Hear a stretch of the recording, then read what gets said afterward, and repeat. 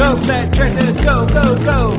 The Kelpie Flat Track Pod, brought to you by Kelpie. Affordable race products designed to help you stay on track. Now onto the episode. The Kelpie Flat Track Pod is also brought to you by our partners, Euroka Fencing, the best fencing contractors in the business. Contact Rick and the team at Euroka Fencing. Classic wheels and spokes and Otway hydro blasting. If you've got an old ride that you want to look like a new ride, contact Tim and Michelle at Classic Wheels and Spokes and Otway Hydro Blasting and Metalworks.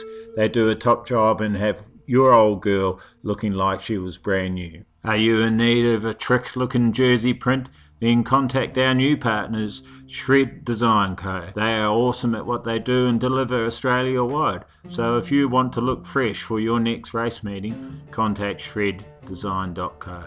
Kelpie is extremely proud to be partnered with these 100% Australian-owned small businesses, bringing you the best product and services possible Australia-wide. So please support our partners.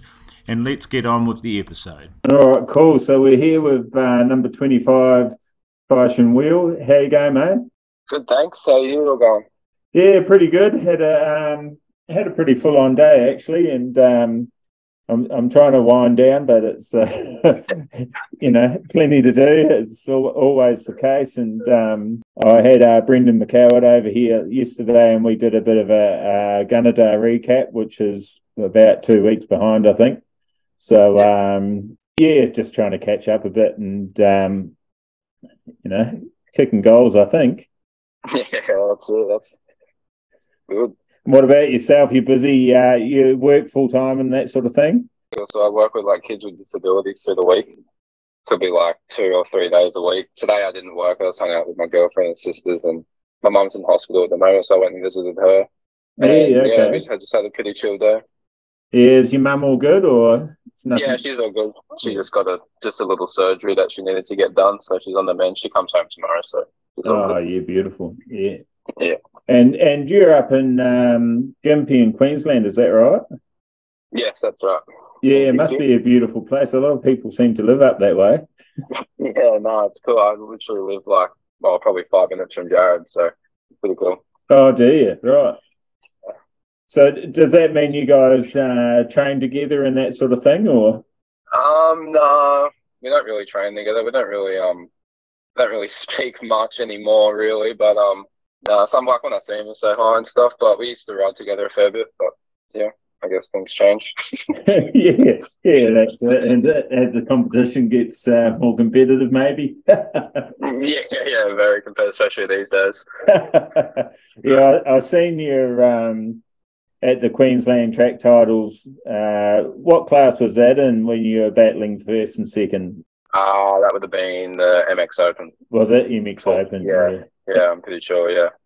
Yeah, that was a pretty good battle. I enjoyed watching that one. Yeah, that was a pretty good weekend. So explain to me a bit, because we haven't really met. We've been at a couple of the same events and that, but I don't know a whole lot about you. When I bring guys on, and it's sort of because we've never really done anything like this in Australia, I like to sort of get you to introduce yourself a little bit and tell us a bit of your backstory about was bikes and your family, or how you got into it, and we'll just go on from there. Yeah, sweet. Yeah, so everyone knows my name's Cyshan Weale. I guess you could say a professional flat track racer from Australia. Got a bike when I was 3. I lived on the Gold Coast from when I was born till I was about 8 when we moved to Gympie. Yeah. Started riding when I was 3, racing when I was 4, and how I got into it was Dad used to race motocross when he started when he was 14. And then he actually went to freestyle, and he was a part of the first Crusty Demons tour with all those boys. Oh, you're kidding? Yeah, right. Yeah, so that was pretty cool. So he went freestyle, and then got me a bike when I was 3, and just started doing flat track. Yeah, right. And so did you do motocross or anything as well, or just basically being flat track the whole time? Yeah, I did motocross when I was on a Divi 1, and then we went to Dad. Didn't really want to do motocross because he kind of did it his whole life, and he just wanted to change. He kind of wanted me to go in from flat track and then transition into road racing. But I always wanted to do motocross. I never wanted to do flat track. So you don't have the fear of heights or anything like that, then? No, I love jumping. Jumping's so fun. There's like no better feeling. But yeah, I guess plans change, and I'm happy with the path that we've gone down so far, and it's good fun. Yeah, awesome. And do you use motocross as a bit of a cross trainer then? If you Yeah, I use motocross heaps. I ride that pretty much every weekend, and I'm not doing flat track because we just live. There's a motocross park like 10 minutes away from me, MX Farm. Yeah, okay. And your closest flat track would be what, 40 minutes or something, is it? No, it's about 2 hours. It's North Brisbane. It's North Brisbane. Yeah, okay. I was trying to pull the file from my memory banks from when I spoke to Jared. Oh, yeah. I thought it was... There's a flat track at Maryborough, which is an hour north of Gympie. Oh, okay. But, I think that shut down a while ago, but I used to ride there when I was on like 65s and 85s and when I first got on junior 250s. Yeah, is that opening up again? Yeah, I saw something about it, but I think they were just struggling to find like volunteers, like to get a president and stuff. But I haven't ridden there in years. I think last time I rode there, I was probably 14. Yeah, that'd be awesome if they got that up and going again, wouldn't it? And more tracks. It's just, yeah, it's just. It was oil to start off with. Yeah, and what's it now? Yeah. Loose. They like ripped it, but it goes like real hard pack. So you could just literally run 19s there from the start. Yeah, okay. Yeah. But that would be such an awesome track if they still had that going. That'd be unreal. Yeah. It's real fast and tight as well. It's got a bit of everything. Yeah. And so what do you prefer? Do you prefer the open wide open tracks or the sort of tight and technical? I think I prefer the tight and technical because it is obviously, it's technical and there's a lot more skill involved and especially in flat track, like there's a lot of fast like guys out there that are like super fast on like a wide open long track. Then they get to a track with a few turns and stuff and they kind of struggle a bit and it kind of sorts everyone out. So I mean, I like a wide open track, it's good, but you need a few ponies to keep up with like a person like Tom Train. Yeah.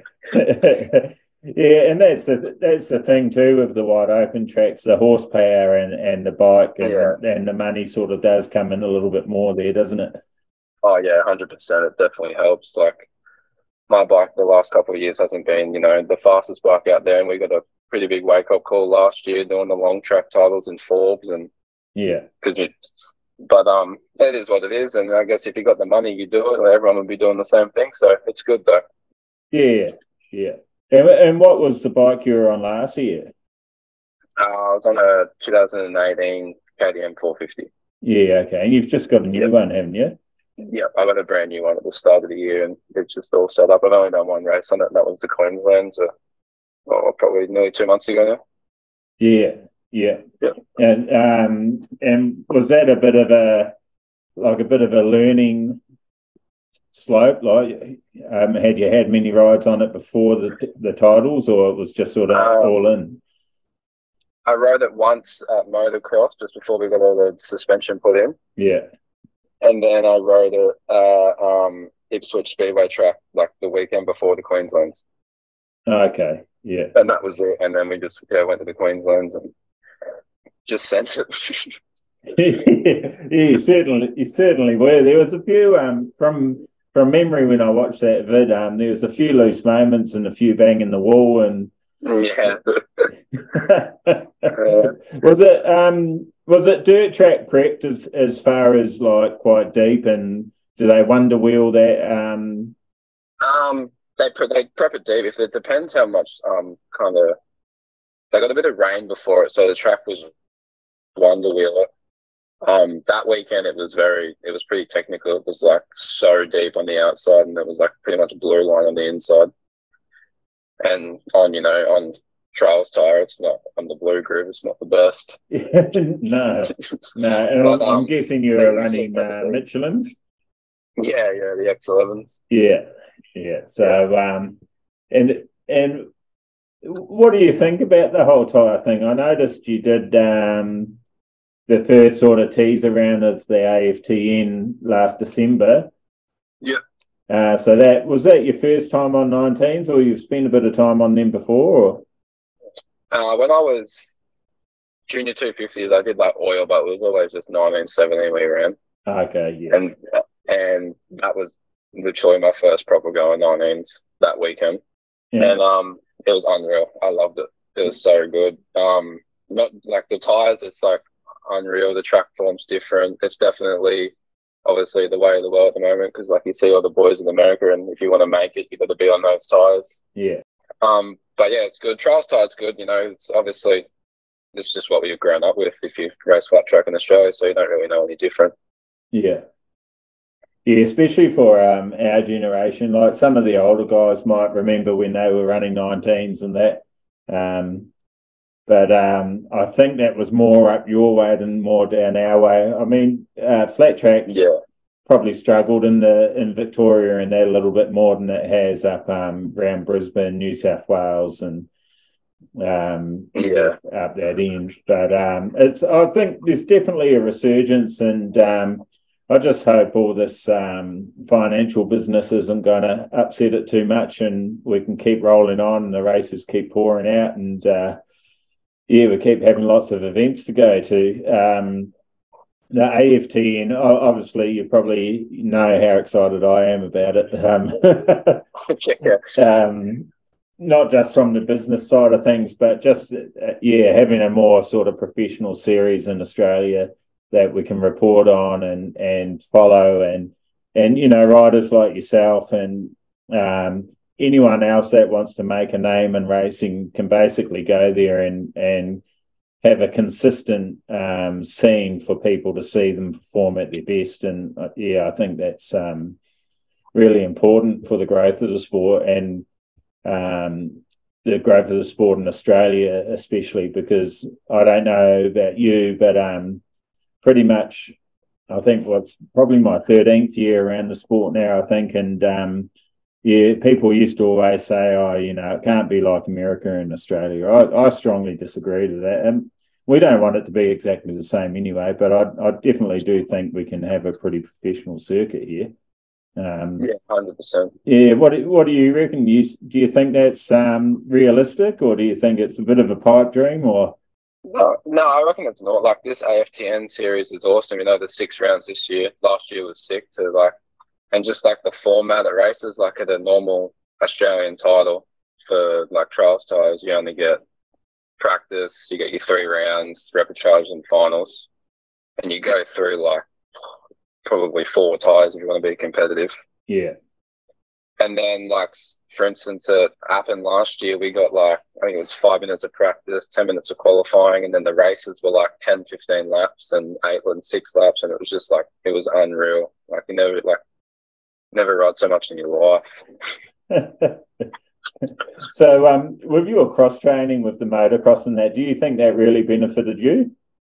Yeah, 100%. With fitness wise, with like, especially for those 10, 15, because when I go to the motocross, I try to do 3 20-minute motos when I'm out there, just going my speed.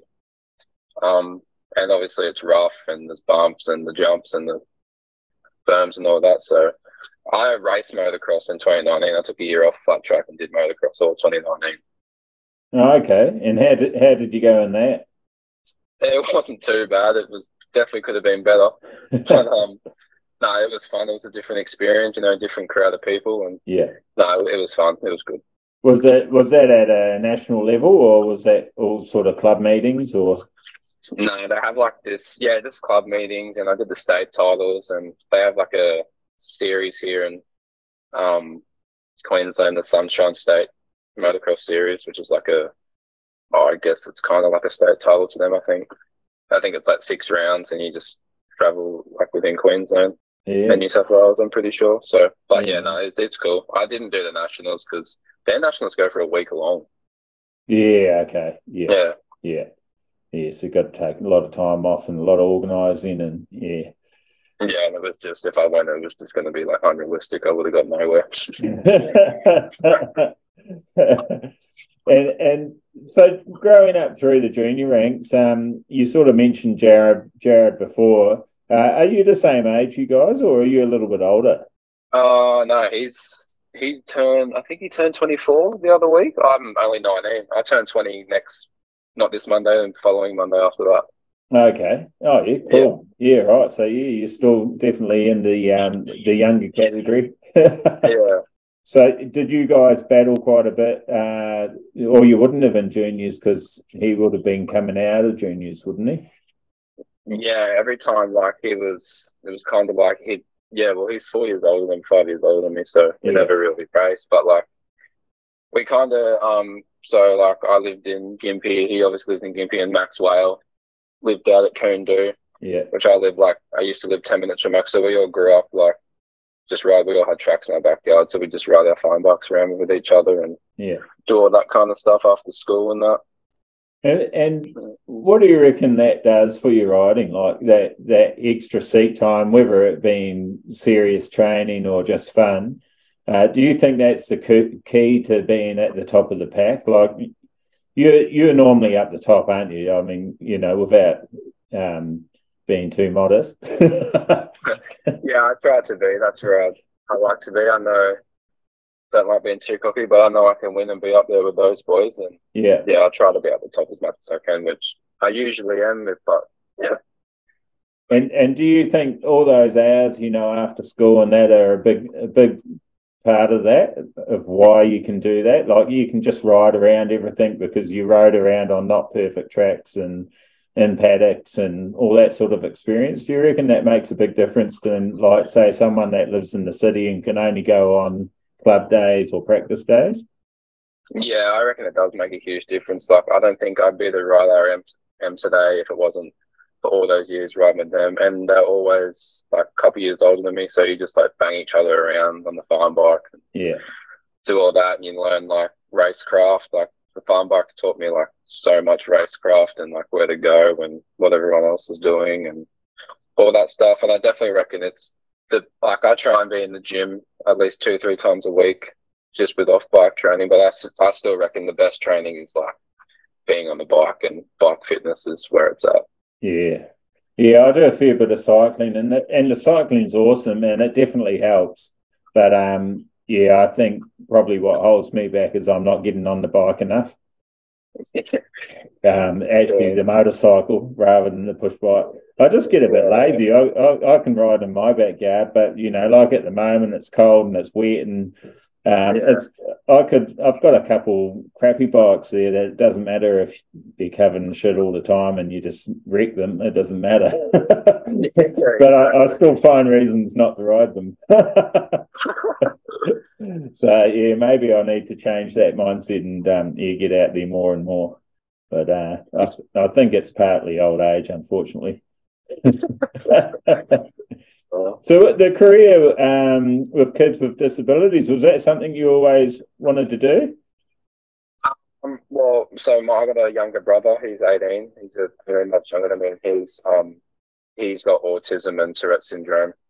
Oh yeah. So he's 18 and he's still in his pram. He can't go to the toilet, can't feed himself. Yeah. We have to do everything for him. So I grew up with that pretty much my whole life, and so we're always looking after him, and he's got a really good bunch of carers, and Mum's created a team for him, so he's always out on the weekend. The carers take him, and I just looking after him at home, and then Mum just got with some of her friends, so I just look after some of their kids, and it's good. It's fun. It's cool to see those type of kids enjoy doing what they want to do. Yeah. So they go out on sort of excursions and that sort of stuff all over the show. Yeah, so today, my brother went to one of his carers just come pick him up from home. We got him a van. It's got the wheelchair thing in the back, the lift, and they just put him in there, and they take him because we live probably 45 minutes from Rainbow Beach and Tincan Bay, and there's a beach there. They take him swimming, take him to the playground, swings on the swings, does all that kind of stuff, and then he's back around 4 o'clock.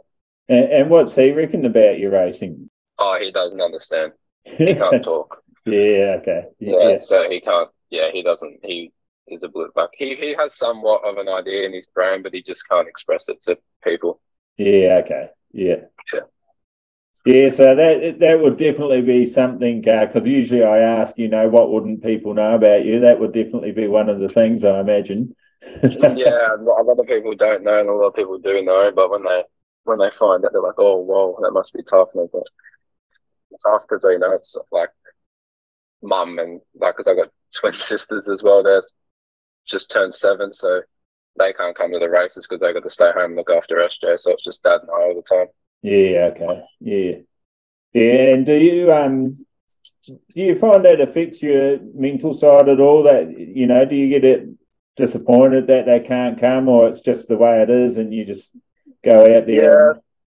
Yeah. It does, like a little bit. Like it sucks. Like it's awesome to always, have your whole family there watching you, especially your mum and dad.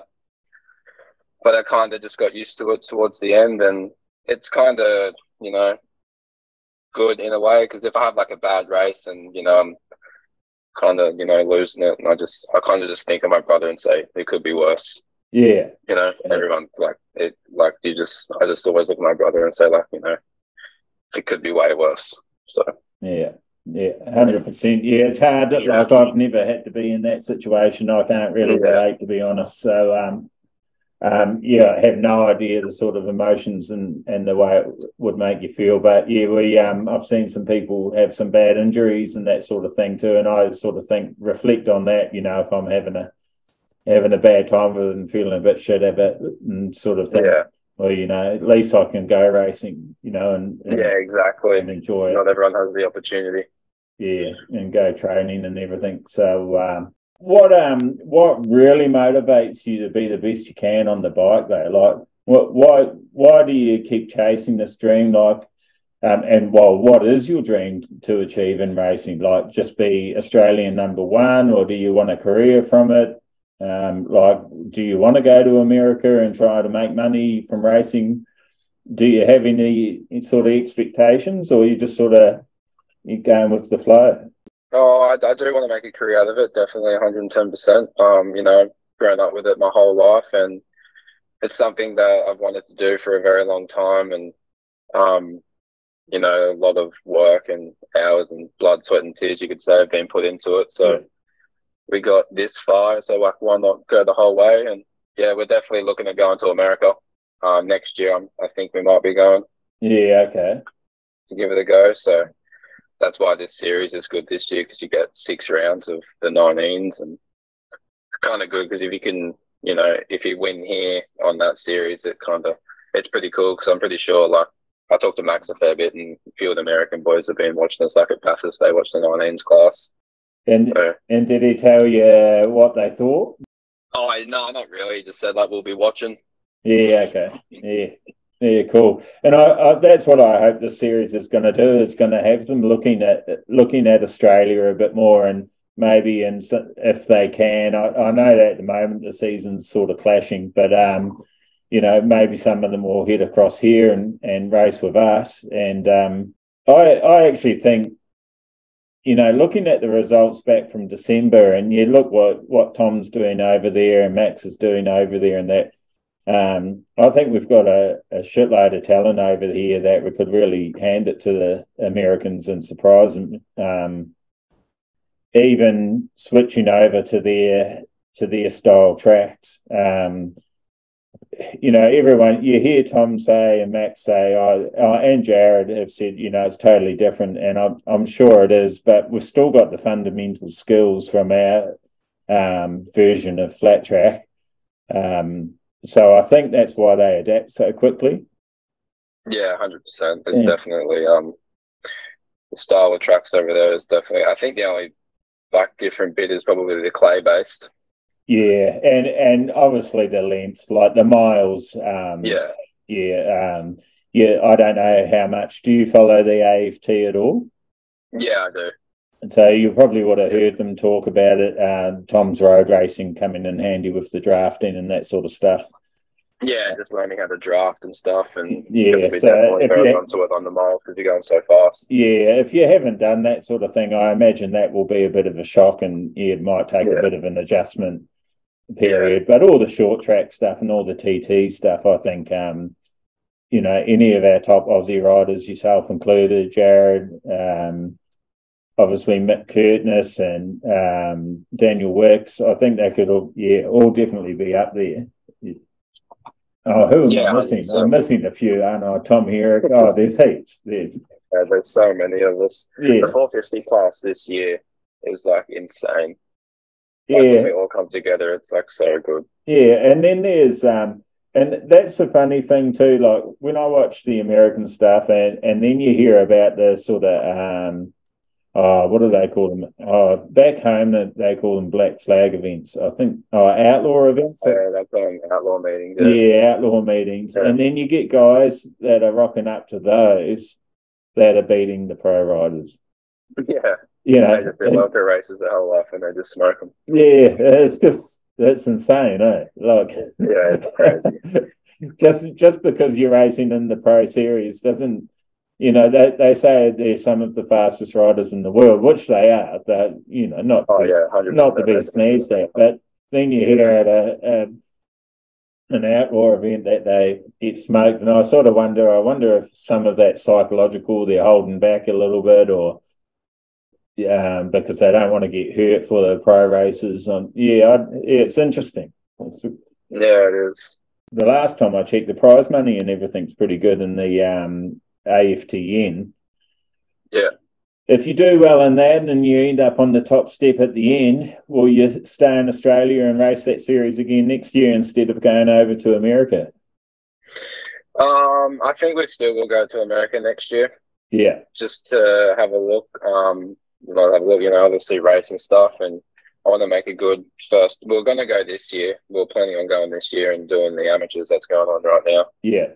But I just we just got this new bike and stuff, and we just really got it set up, and I haven't really had much bike time. So I just said to Dad, we'll just wait another year. It's, I'm still young. It's not going to hurt, and I'll just do the AFTN series, and just see how I go in that, and if I stack up good in that, then should be because I'm a strong believer, and I definitely reckon Australia's got some really good riders, and look at Tom and Max, they're just setting the pace over there really. So yeah, it's good. Yeah, definitely. And I sort of Tom's an amazing rider, as we all know. I feel a little bit for Max though, because what he's gone and done to, and the way he's developed is no mean feat either, and I sort of feel he's been a little bit outshadowed lately, but he's higher up on the leaders board, isn't he? So that says a lot. Yeah, no, he's going good. Max is a very good rider. He's got good racecraft, and when he wants to do something, he'll do it. So I don't know if he's outshadowed, but he just obviously hasn't had the best runs the last couple of rounds.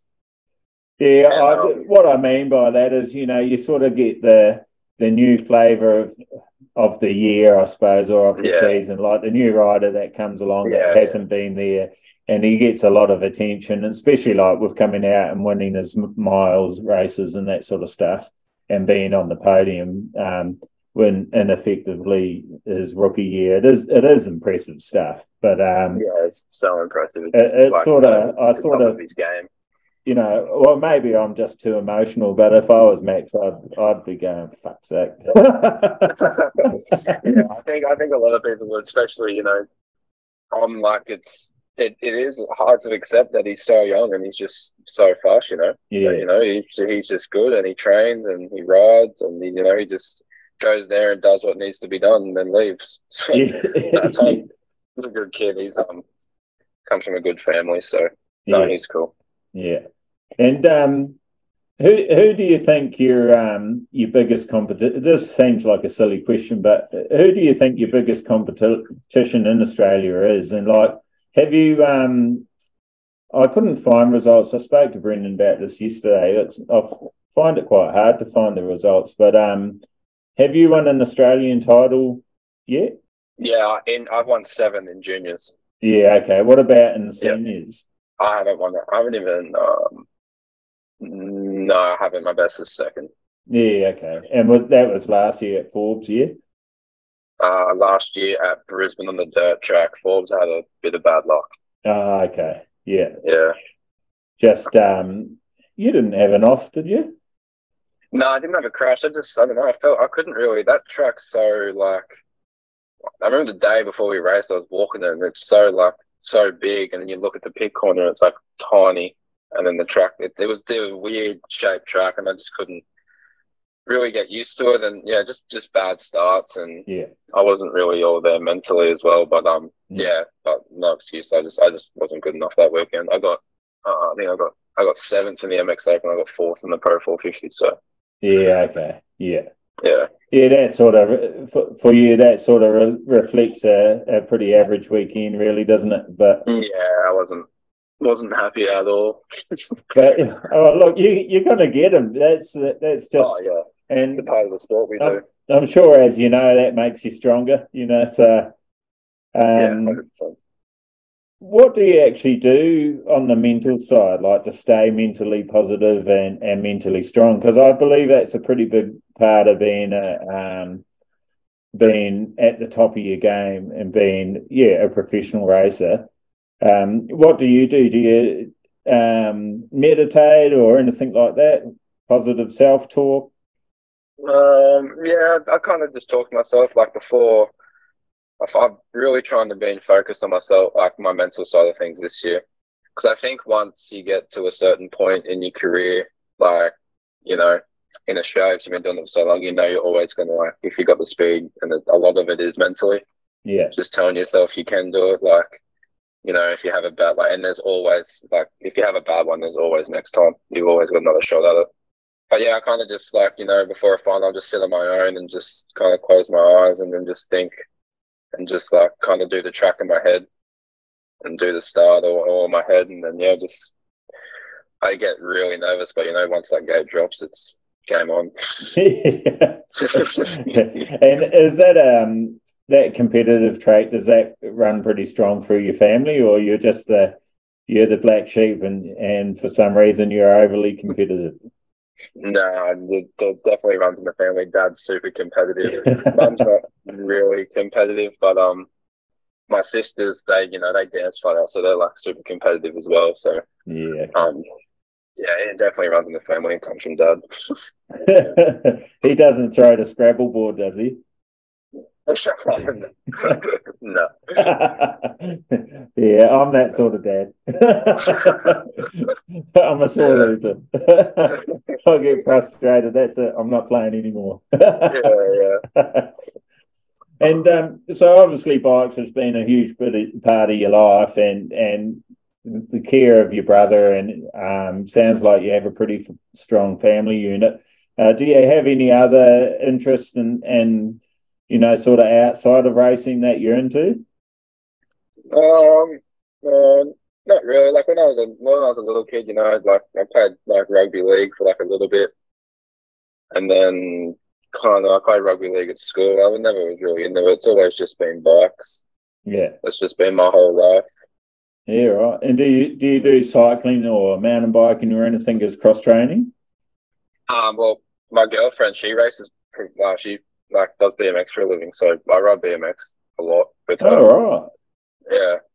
So when you say for a living, what's that involved? Do they have a money sort of series or? Yeah, in America they have they can get on like teams, and I'm not really too sure. This year has been kind of a blowout. She was supposed to go over to Scotland for the World Championships in August, but she was training probably nearly 3 months ago now, and went over the bars and broke both her wrists, so she's pretty much out for a full year. Oh, bugger. Yeah. Yeah, that would be hard. How is she dealing with that mentally? Is she driving you crazy or? No, she's all right. She's has stuffed up like a lot of her mentality. Like she's not too keen on going back, but I just told her, you know, just make the full recovery and see where you're at and do it. She kind of just wants to travel with me and come to America and support me, which is cool. Yeah, awesome. And so how many years has she done in America on the BMX? Oh, all over the world. She's a 5-time world champion. Right, you're kidding. Yeah. So she won her first world title when she was 6, I think. Yeah.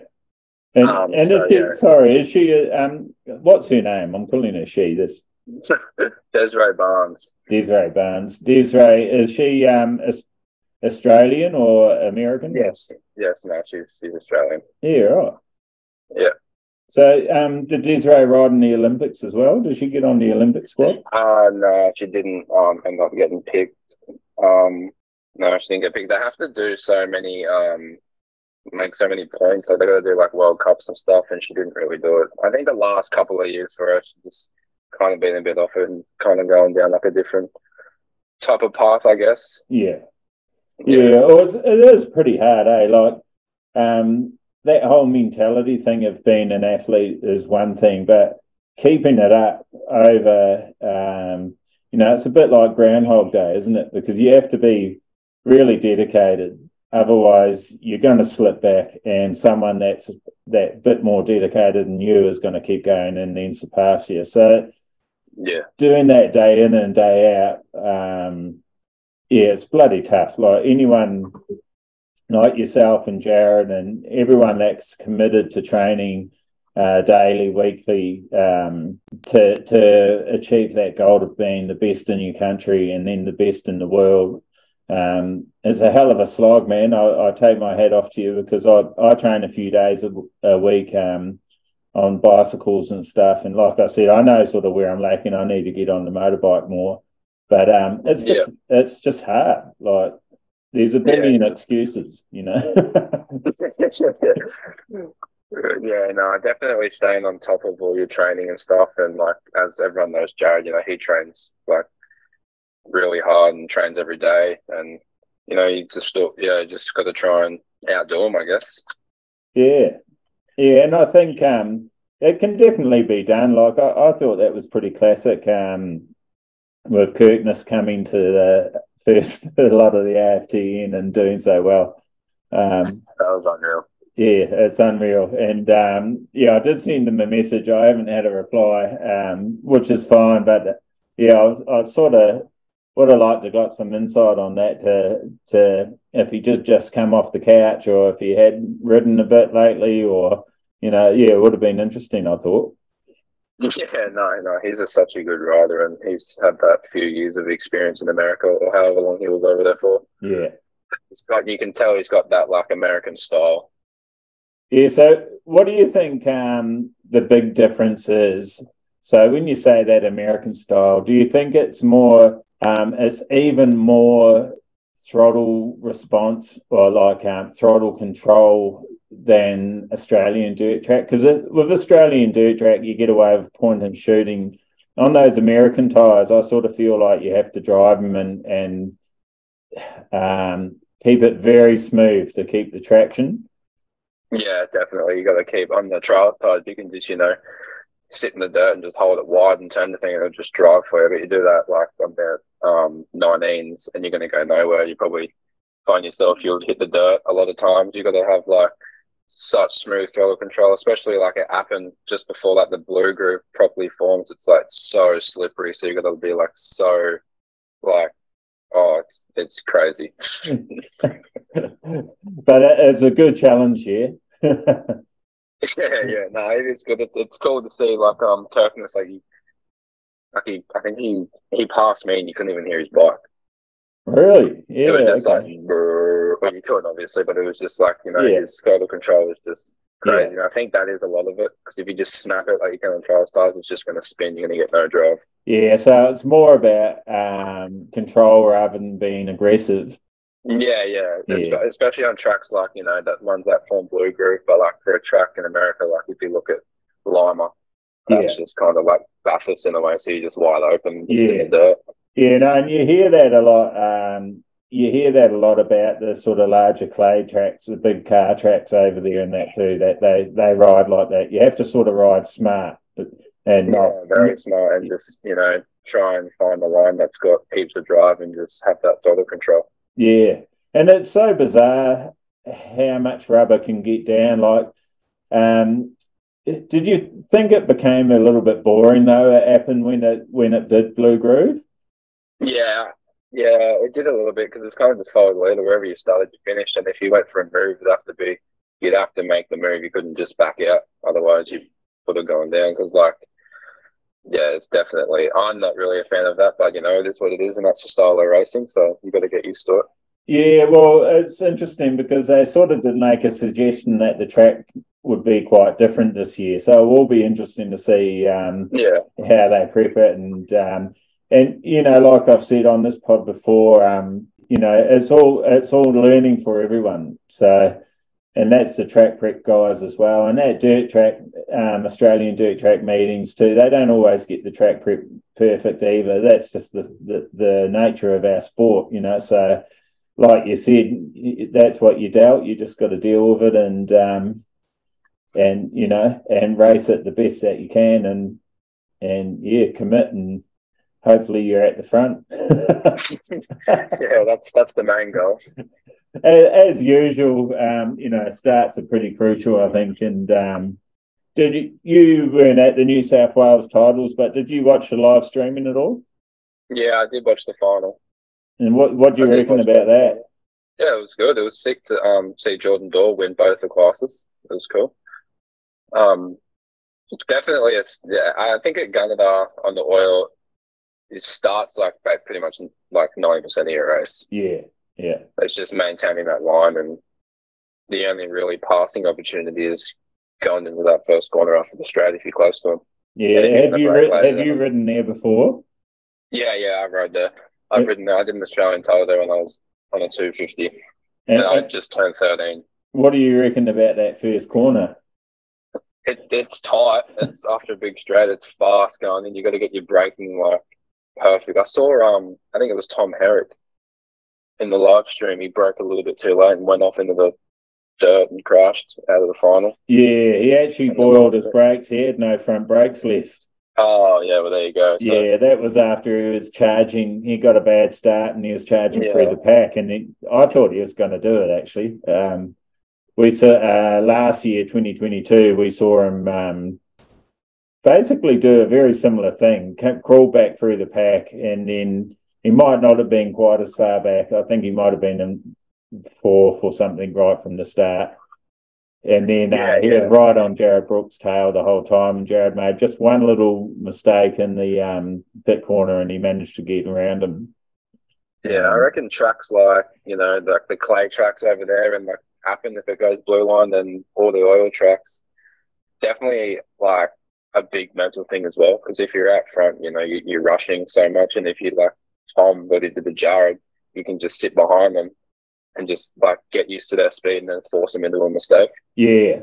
I actually love that side of racing. I've been in a few situations myself where I don't know why, but you just could outplay the other person, you know, and you're almost at more of an advantage at being behind them than you are being in front. So yeah, you're behind them and you're like, I know exactly where I'm going to pass you. Yeah, and if you don't think you've quite got the confidence to pass, and you know that if I just keep putting this pressure on, they're going to crack. You just force them into a mistake. Yeah, some guys don't, but it's pretty rare because it's bloody hard when you know someone's on you every corner. It's pretty hard to keep it that consistent. So, what's your favourite track? Do you have one in Australia? Ooh, favourite track. I'm going to have to go probably Proserpine in North Queensland. Yeah, okay. Yeah, I've never been there. What sort of track's that? They got a really cool long track, and their dirt track is like unreal. It's like really tight. Yeah. But like it sorts like a lot like everyone else. And yeah, I'm like love the tight tracks, and it's just a really cool layout. And the whole club up there is just awesome. Like they're all legends. Yeah. Yeah, awesome. We had the Queensland titles there last year. Oh yeah, awesome. Yeah. And when you go over to America, have you got some contacts there that are going to help you out, or are you just fully freelancing? Just be Dad, my girlfriend, and I just going on their own. And I think my suspension guy will come over with me. But we're going to link up with obviously Max and Tom and all them, and hang out with them and ride with them through the week and stuff. So. But yeah, taking my bike over. So yeah, we'll just be on our own. And you've had engine work done to that bike and that, I'm guessing? No, I haven't. Oh, you haven't? Nope. Is that something you're going to do before you go over there, or? Hopefully, it's just a money thing at the moment. Yeah. Very expensive to get all that engine work done. But no, the new bikes are really good straight out of the box. You know, they're really quick, like just with the Vance and Hines and the Vortex and the race fuel that you put on them that everyone usually does, you know, straight away. So they're pretty good. Yeah. Yeah, I'm really hoping that, you know, you have an awesome time competing in the AFTN and it does get some eyeballs from over there and that, because that's just going to help you, you know, even though, you know, Max and Tom and the other Aussie riders over there. I think that will, if they see the potential that you have racing in our series and just your results, I think that will definitely give you a leg up. Oh yeah, definitely. I reckon like if you win this, if you win this series, it's definitely going to help you out a lot because you know you're the fastest guy on 19s. Yeah, and then like the next step, you know, is over in America, and few of the American boys in that class follow me on Instagram, so hopefully I can win, and they go, "Oh, I wonder if he's coming over."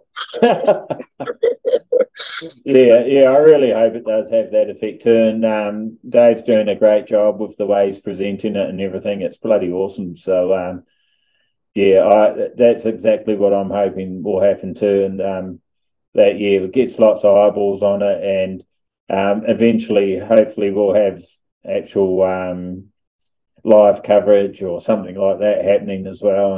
And just that's really going to open it up, I believe. Yeah, that'd be awesome. Like you see, like you look at like the MX Nationals in Australia, the motocross series. Yeah. And how they do it, and it's just like cool as, and it's so sick that, you know, there's rounds this year. So like even if you get like a fourth in one round, it's not the end of the world. You still got another, you know, 5 rounds to try and make your points back up. Yeah, that's right. Yeah. I think it's it just makes it a lot more exciting, and that to me will help build spectators to our sport as well. Yeah, because when it's just those one-offs, it's sort of I mean, we still get spectators like the Bathurst and you know those sort of bigger events. This is like massive. Sorry, what was that? Bathurst is like the biggest crowd they've probably raced in front of ever since the Troy Bayliss Classic. Yeah, okay. Oh, so you did the Troy Bayliss, did you? Yeah, I did it in 85. Yeah, cool. I was going to actually ask you, have you ridden Old Bar? Because that's where one of the AFT rounds is, isn't it? Yeah, that was last time I rode there was in 2017 in the Australian title, and I got 2 seconds, and then I got taken out in the last final and broke my wrist. So that was great. How many? Or can we go there? How many injuries have you had? I've been lucky. I broke my wrist at Tyree, and then literally I got that same year I got back on the bike for my wrist. I did one race. I went to the Gold Coast for a race, and I had a massive crash, and I ruptured my spleen and pancreas. Oh, jeez. Yeah. So I was in hospital for 2 weeks, then recovered from that, and then I've been injury free up until 2 years ago. I did an enduro ride with a few of my mates I used to hang out with, and hit a tree and broke my leg. But that wasn't the best. Were you out the front? No, I didn't even know where I was. I was somewhere else. Maybe that's the problem. You didn't know where you were. Yeah, I wheeled through a water crossing and hit like a tree root. Sent me in like a massive wall where there was a tree, and I just like pretty much did a backflip. Yeah, right. Yeah, and bush riding. Even because I do a lot of mountain biking. It's so dangerous. It is, and you got to be like so focused. Like, my dad does. He's got a WR450. He does so much bush riding. Yeah, and like with his mates, like they'll go for a ride and stuff, and I go and ride with them sometimes. But it is like so like the tracks up here for the bush is like so fun. I reckon that probably helps a lot too, you know, because you're always focusing because you don't want to hit a tree. Yeah, and you know things that are routes that can send you off in any which direction, and then you've got branches that have fallen down and are like basically like a spear if you go off in the wrong track. There's so many because they're not really that maintained. I mean, there's probably where you guys are riding, I'm guessing they're local tracks that people use quite regularly, but they're just unpredictable, Like, yeah, a lot of them are. A lot of them are unpredictable. Yeah, the ones that the dad and the boys ride, like a fair few people do. Just dad gets on the bike at home and they ride through the bush and they get on the barge and they go over to the. Yeah, and the same with mountain bikes. The thing that scares me with mountain bikes is they're so light and they're really hard to stop. Yeah, that is true. When you're going over the barge, you got no throttle to bring it back. Yeah, no, you got no throttle to bring it back. And I've actually, just basically flung off the trail, and I'm almost running next to the bike, trying to trying to let go, but not let go. And and like when you wear those clip-ons, the cleats. Yeah, I don't wear the clip-ons. Oh yeah. I've just got actually I've got really a dodgy bike. Actually, a really dodgy bike. I need to seriously upgrade. I've been borrowing a bike for the last few months, so so I'm very lucky. I've got some good riding buddies. Actually going for a gravel and road ride tomorrow morning, which I'm looking forward to. So, oh sweet. Yeah, so it should be pretty good. Sweet. Yeah, so. Oh, what haven't we covered? What about your food and your diet and that sort of thing? Do you worry about that, or you're still pretty young? You can pretty much eat whatever you want. Yeah, I'm not. Yeah, I've never really been a big diet person. Yeah, as healthy as I can, because it's always obviously eating KFC every day is not going to help you. I think a box is pretty good here and there. Yeah, I'm not too stressed about my diet. My mum's really healthy, so she's always cooking like good food and stuff and making me lunch and all that kind of stuff. So yeah. And something I sort of want to dive into a bit more with a lot of the Aussie riders we talk to. Do you actually see yourself as an athlete? Yes. In certain ways, yes. Oh, well, yeah. I know it's a bit of a weird one, but it makes me wonder, because we're sort of a bit of a relaxed bunch about it over here, and yeah, it's definitely different because I think, in America they looked at as like, well, they are full-time athletes because they're getting paid to do it, where like myself and Jared, we still have like a day job that we do after the weekends, so we're not always, on the bike. We're over there, they're riding every day. Yeah. Because that's their job. So it's definitely a lot different in Australia because there's not like for flat track because you're not on like a team. Yeah. So most people would do look you at us think, and say, they just rock up. I mean, it's hard to know because we're not doing it, but do you think that would, as a rider, that would create more pressure on you? Like do you think you'd find it harder, or you sort of like it the way it is now, or you just go and bring it on? I mean, you're saying you're going to America, so sounds like that you're happy to accept the challenge and give it a go. Yeah, no, I think it'd be unreal. It'd be so good, getting training every day and getting to ride every day, especially if you're on a team. You don't have to really. I think it would be a lot easier because you don't have to really worry about if your bike's going to play up or getting to the racing and stuff, because it's just so much easier. All you have to worry about is yourself, really, and you just keep yourself fit and healthy and mentally good, and and injury free, which is a hard part, isn't it? Like, yeah, definitely.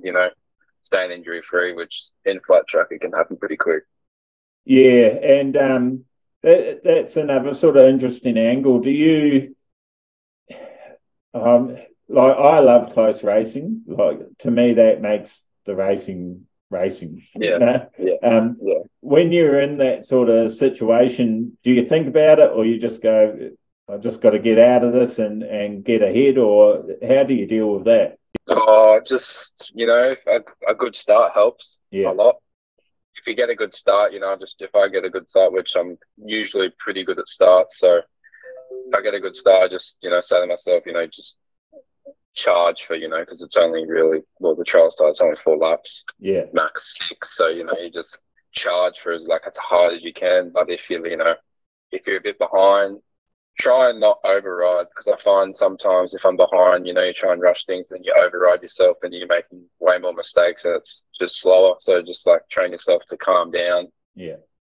And still be smooth and stuff. But like, yeah, if it's last lap, last corner and there's an opportunity to pass someone, you're going for it. Yeah. It's amazing, It's amazing how mental the sport is. Like, I know a lot of guys from other disciplines look at it and sort of go, yeah, I'll come out and kick your ass. And, just don't realise how much is actually going on under the helmet and while you're cutting those, usually, 26-second laps, sort of around that sort of time, depending on the track, which isn't a lot of time really to cover 600 metres plus or, depending where you are. No, it's not. A lot of the motocrossers look at it go, you just go around in a circle, we do 30 minutes and it's like, well, you'd be surprised how much going, as like motocrossers, they can ride it 80%, 70% their whole moto because they just, it's a marathon. Yeah. Where like in flat track, you go like 100, like as hard as you can for 4 laps. Yeah. And, it does take it out of you a lot. Like you come in, you're like, whew. Yeah. Oh, it does. Yeah, because you're fully, like you say, you're at full noise, or you have to be at the best at full noise for what's the average sort of race is 3 minutes or something. Yeah. Which doesn't sound like a lot, but when you're going as hard as you can for 3 minutes, get down and do as many press-ups as you can in 3 minutes. A lot of people wouldn't even be able to do it, No, exactly. It's definitely like, it's a different type of fitness because you're using like, and the bike and the track and, it being slippery and you slide a lot and, your legs coming off and, 450 is a lot to handle on a fast flat track. If you do you mentor any young riders at the moment? No, not at the moment. I did help out a kid, Bodie Page, last year. Yeah, and how do you find that rewarding? Yeah, it is rewarding. Like I'll have kids and stuff come up to me at track and say like, oh, can you please just give me some lines and I'll help them out, and always free for all that stuff. I have all the time in the world for all that, and it is definitely rewarding. Yeah, awesome. So, what would you, without giving away too many secrets, what would you say to them is the most important thing to remember while you're riding, like technique-wise? Like, would it be hand position? Would it be where your body weight is? Looking ahead?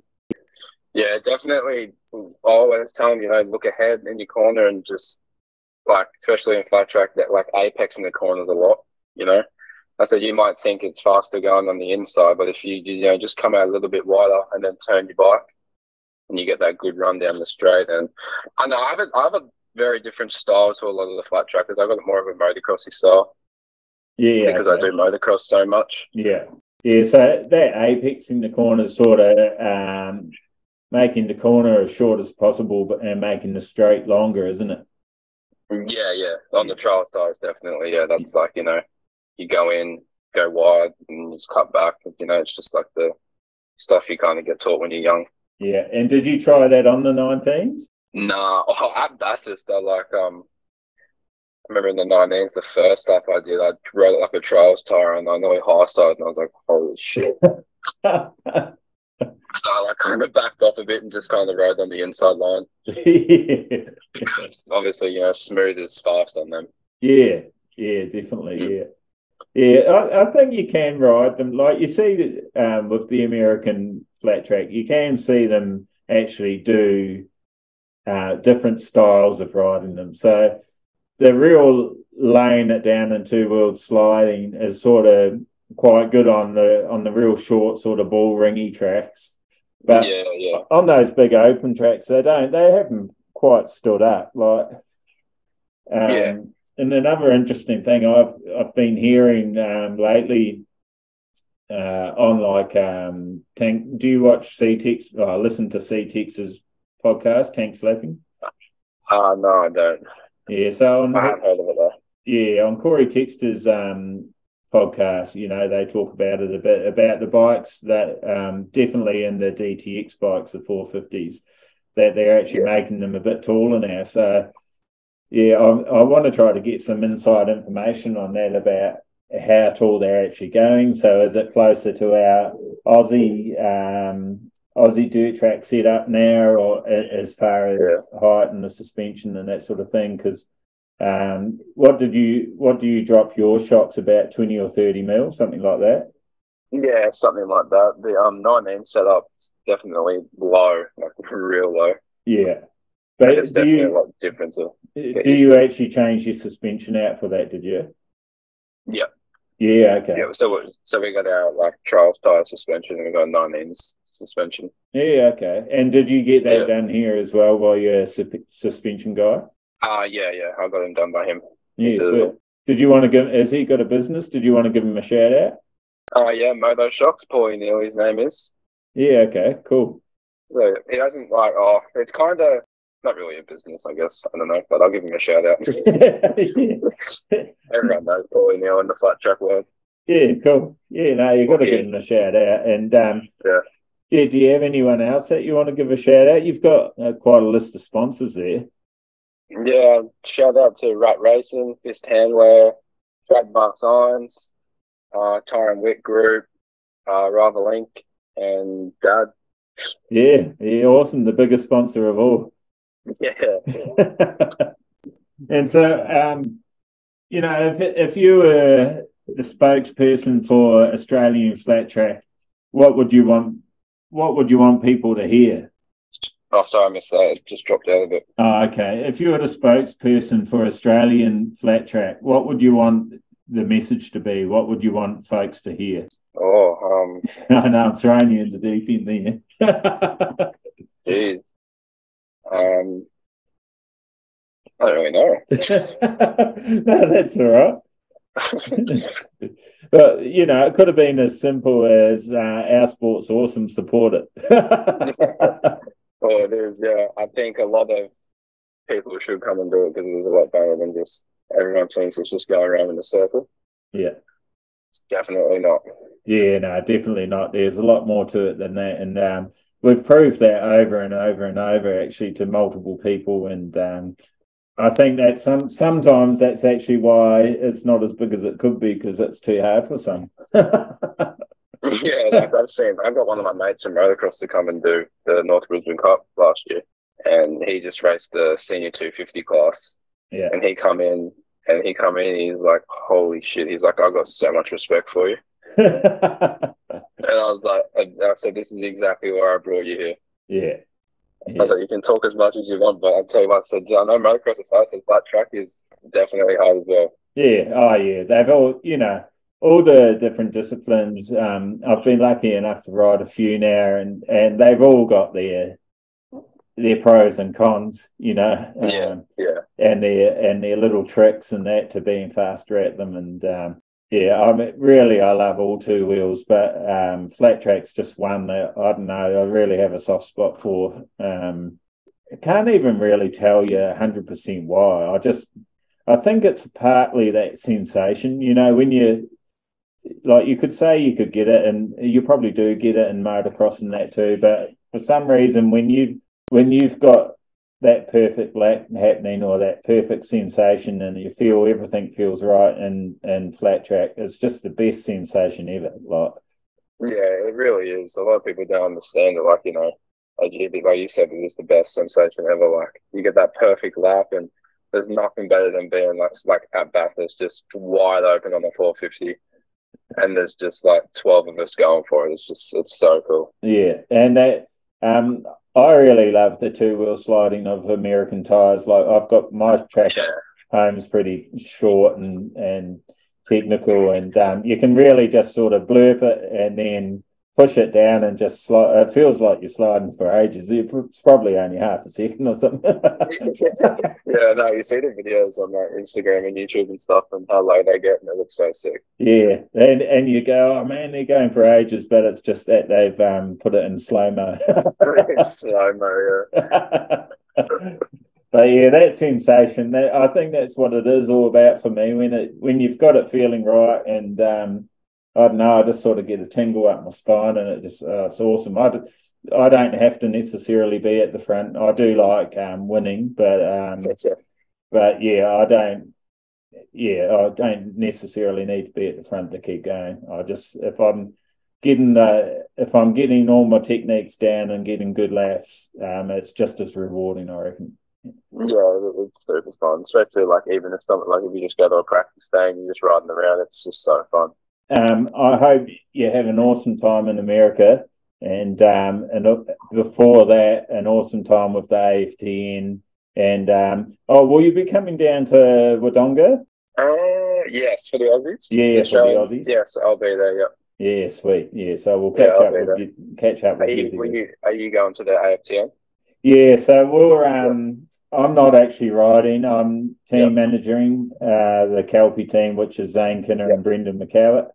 So I'm sort of excited, disappointed, lots of mixed emotions. I've been I don't know, beating myself up going, oh, you really should be riding as well. But I'm glad we can give these guys the opportunity to get paid to ride, and hopefully they have an awesome meeting, Yeah, that's one thing I would love to see. Like, could turn a lot of heads. Like, if this series takes off and a lot of like huge brands and they create like teams and stuff, so we can get paid to ride here. Yeah, that could be like our job. That would be awesome. Mate, I earn bugger all really, and it's not a huge amount. I want it to be more, and I want, that's why I'm doing the pod and doing all these things, so that we do get more support and more industry support from other businesses and larger businesses, so that it can become, like a AFL sort of position or a VFL or something like that. AFL's huge. I mean, they get some of those guys are on $1 million contracts, but even if you start out at a few $100 a meeting like we are, and then climbing up to $1,000 and then a couple grand, or however it works. Anything's awesome, I think, and it's definitely doable. It's not killing me at the moment to do it. And I don't see why other companies can't step up and do it. Yeah, I reckon they definitely should, and hopefully the promoting of this series has been really awesome so far, especially last year and this year down to the 6 rounds. So I reckon this year, at the end of the year, I reckon after this year, 2024 is going to be a really good year for Australia in flat track, I think. Yeah, I think so too. And once the eyeballs are starting to widen and actually see it for what it is, and I think you'll see the whole thing grow. And I'm not sure what would cause it not to, but I'm really hoping that it will. And like we mentioned before, the work they're putting in on social media and the updates, and it's crazy. He's making sure that he's doing it in a very professional manner, which is awesome. And that for qualifying this year, you can have like your dad had to have someone on the pit board. Yeah, I reckon that's cool. Yeah, that's good. That's really good. Yeah, actually, I was thinking about that the other day. I'm not sure. I'll have to talk to the boys and see what they want to do about that. If they're worried about that, or if they just want to go out and just cut laps, or it's something we've never had to deal with. So, had the option of doing. I don't think so anyway. No, it's not even a thing in flat track, especially even in America. So that's why I reckon it's like sick. Even like, because you only really need to do one fast lap in qualifying. Yeah, it's funny. Because Bathurst, I hadn't really done qualifying like that before, and I just sort of went out and ran around. I didn't even think about pulling off. I was just trying to go as hard as I could the whole time. It's more track time, it's not for practice. Yeah, which unfortunately didn't. I wasn't fast enough to get in the A group, but but I still had a ball. But yeah, it was. I was sort of laughing at myself, sort of. Yeah, I could have just gone out there and really given it to it, and then just hopped off, Instead of cutting. I reckon that's a good thing they've added. You can do your laps, and you can go for 4 high laps, and then pitbull comes out and say you're in a good position, and you can kind of back off and. Yeah, well, I reckon I did like 30 laps or something. And I looked up at one stage, and it was only like me and one other bloke left. Where's everyone gone? Yeah, it was funny. But that was awesome. Actually, I really enjoyed that, and I was quite surprised. Some of the riders that were in my group actually, thought they would have been a bit quicker. Like Mick Booth and that, I can't get near him on oil, Yep. And it was really interesting. And Mackenzie and what's Trent's son's name? Cyshan O'Donnell, is it? Oh, okay, yep. Yeah. Like normally, if that was on oil, I don't think I'd get near them. Yeah.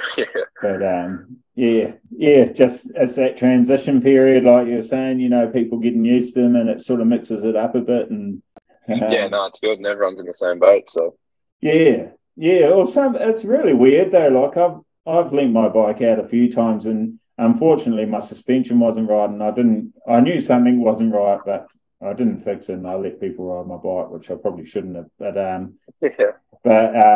anyway, some of them just took to it like a duck to water, and other guys that are really fast on the Aussie setup, just couldn't quite get their head around it. I found that really interesting. Yeah. It's it's definitely a different setup, especially with the like obviously the knobby is so skinny. Yeah. And when you get to the 19s, and like it's like so much weight in the front and the rear. Yeah, would you consider racing against the Australian setup on them? I don't really know. It depends. If the track were hard packed enough, it's like probably would be quicker being on them, but I don't know. Have you tried them in a loose track? No, the only loose track I've tried that's Bathurst. Yeah, okay. Yeah. Yeah, and it wasn't real deep, No, it wasn't deep. It was it's not really usually that deep, is it? It was kind of deep until they got the rain, took literally all the dirt off. Yeah. Then it was funny actually, because where the dirt had all been pushed up, I was sitting my back tyre, and I had my front tyre on the more hard pack stuff. Yeah. And that's how I was riding, and I felt comfortable doing that and putting power down. But I tried the inside line where Mackenzie and Christian were going, and I almost lost it, so I went back up to where I was comfortable. I was riding on the inside for a bit, and then I started going like mid corner, then literally like cutting back onto the hard stuff, and it was working. Okay. I tried to turn 3 and 4, so towards the road there. Excuse me. I tried coming sort of in the middle, right in the middle line of the middle of the corner, and that's where the back end just shot out from underneath me. And I went, holy shit. So then I went back to what I was doing, because that was working, and I could sort of, stay on the throttle the same all the way through, sort of thing. Yeah. But it's interesting, because I don't think, unless, like, I think it might have been similar to the point of like what you were saying with Appin, where it's not blue grooved, and it's not deep anymore, so it goes that real marble sort of skatiness. Yeah, it goes like real, like it's just about to go blue, kind of like the dirt starting just to like break up. Yeah, you can see it in the track, and then like you hit it, and it's like so slippery. I did it a few times last year up in the top of the front. Yeah, so hard's not.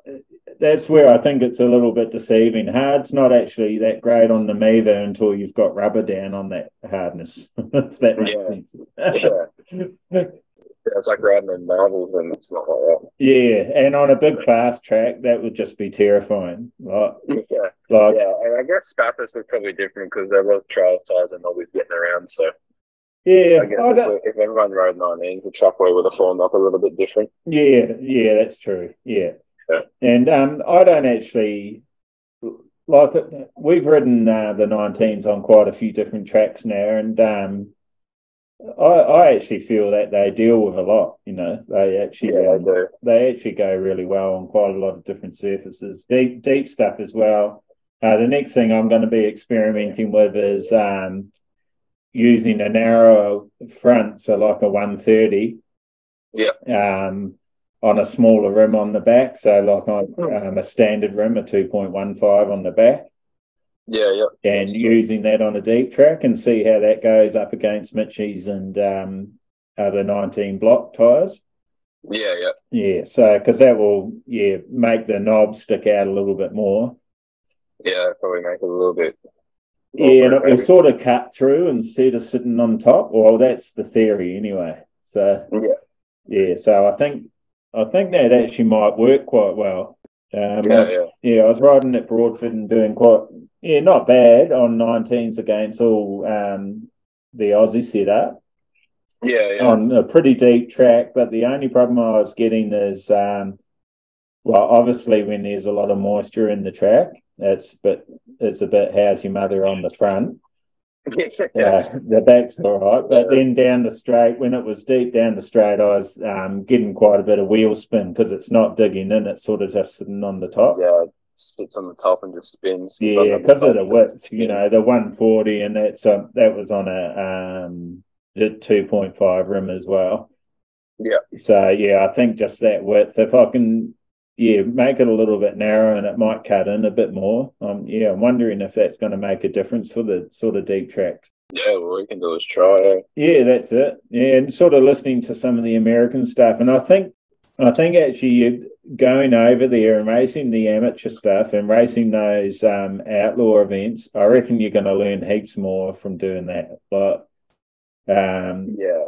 just because there's obviously they're not under a control tyre either, and so you'll get to see lots of tyre cutting and hear lots of different theories and yeah, that's true. Yeah, you get to see heaps of different like what people do. Yeah, because obviously in the AFT series it's just all Dunlops. It's controlled.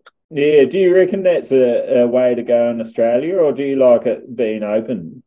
Sort of right. I don't really know.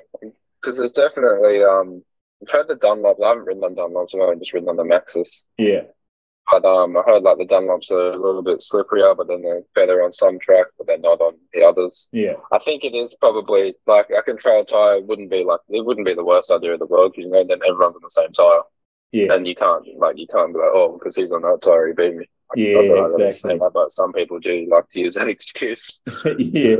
But on the other hand too, like if someone's beating everyone on a certain one, like let's say an X11, you know what everyone's going to be on. Yeah. So it becomes a control.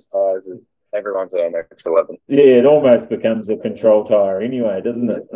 Yeah, because they're the best ones. Yeah. And the X11's nearly $5 million to buy one these days. Well, that's the funny thing, I was talking to people about my tyres and pros and cons, and that they're hard wearing and they're you've got to figure them out a little bit more than like a Mitchie and stuff. But they're not a Mitchie, they're 19, they're totally different. They're not radials, they're bias, all these sort of things. But really different. Our tyre's got a lot of pros and it's got its cons. And then everyone goes, oh, Mitchie's so great, but they're expensive and they're destroyed quickly. Oh yeah. So they've got their strengths and cons as well, pros and cons as well. So there's nothing like that.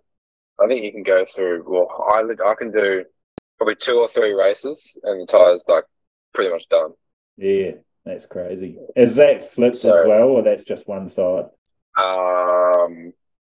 So we'll do 4 races. Yeah, so you do 2 races on one side, flip it, and then do the next 2, and then it's destroyed.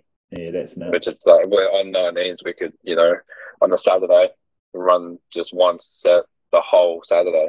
And then Sunday, if you want, you can put a brand new set on. Yeah. But you could, like, if you really wanted to and you were like tired, you could run one set the whole weekend and you'd probably be fine.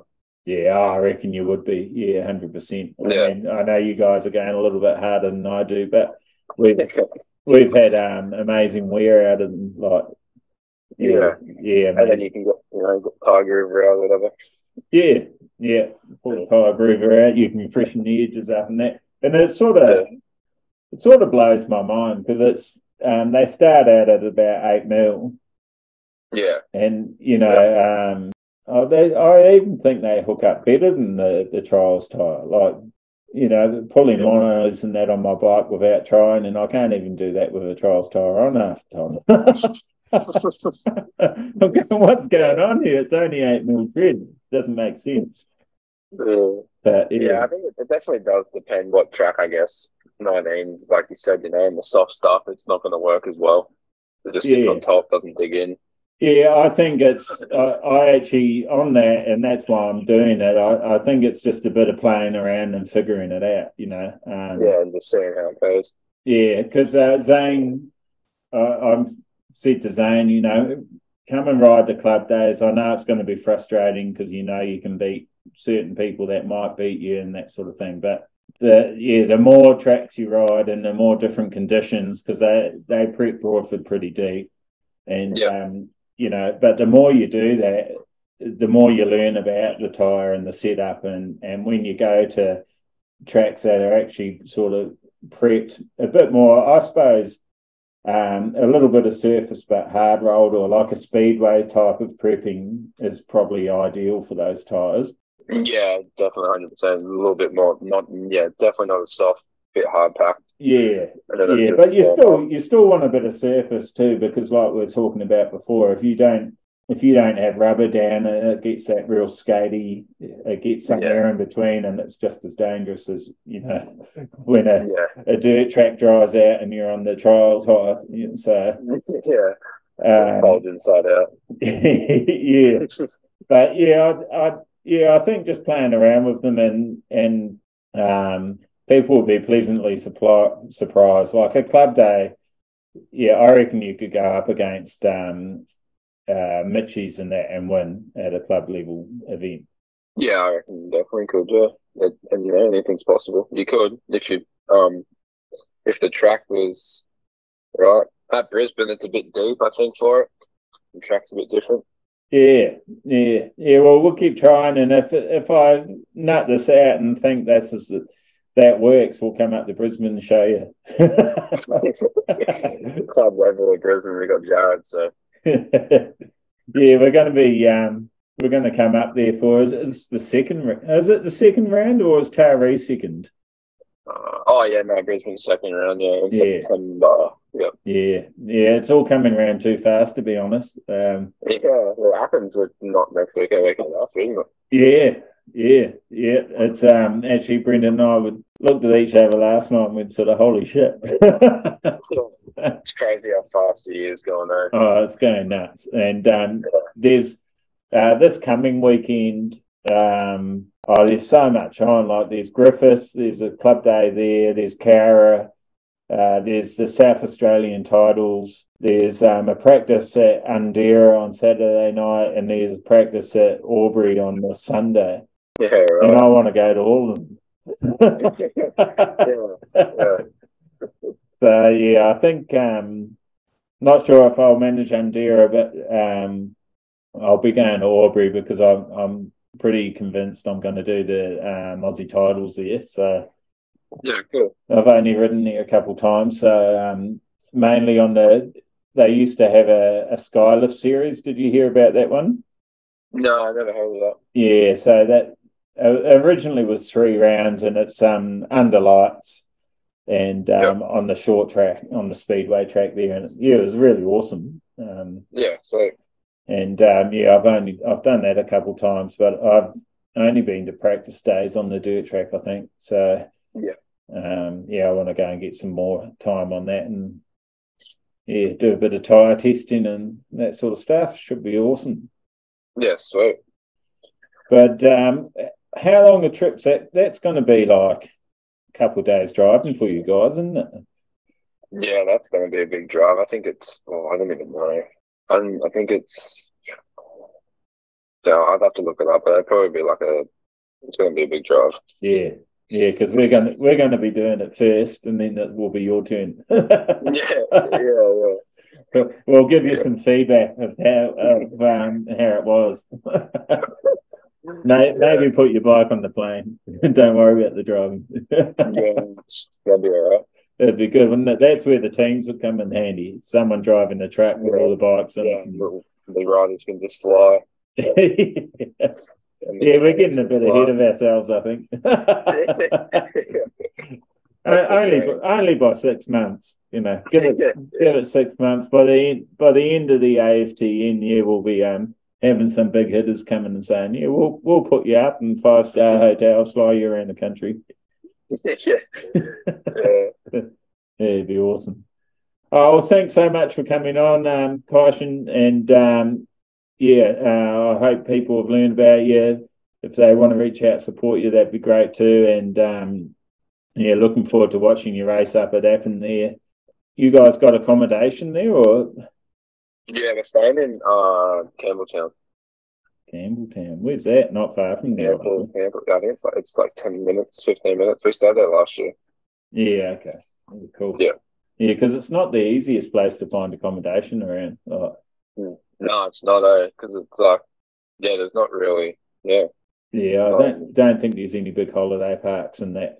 No, we just got like a little hotel where we got some rooms, so nice. Yeah, we're not too far away. We're sort of going to be winging it, so we'll be the unruly looking ones with 2-day growth and all that sort of stuff happening. Smelling like BO because we haven't had a shower for 3 days. That's it. That's the life on the road, mate. It's awesome. Gotta love it, isn't it? Yeah. All right, dude. Well, safe riding. You're going to get on the motocross track this weekend? Probably not this weekend. I'll probably have a weekend off. Yeah. Train, probably just chill out and relax, and then just try and stay fit and healthy if it happens. Don't want any injuries before then. So good point. Yeah, I never really ride like the 2 weekends before, just in case anything can happen when you're on a dirt bike. Yeah, that's right, 100%. And it's almost worse if the bike breaks down, I know. Rather than an injury. Oh, yeah. Because then you're going, I'm fit, I'm ready to go, and are we going to get that done in time? Yeah. All right, mate. Well, take care. Thanks again for the chat, and we'll see you trackside. Sweet. Thank you. See you in a couple of weeks. Yeah. All right, mate. Cheers. See ya. Bye. Catch ya. Go, Flat Tracker, go, go, go.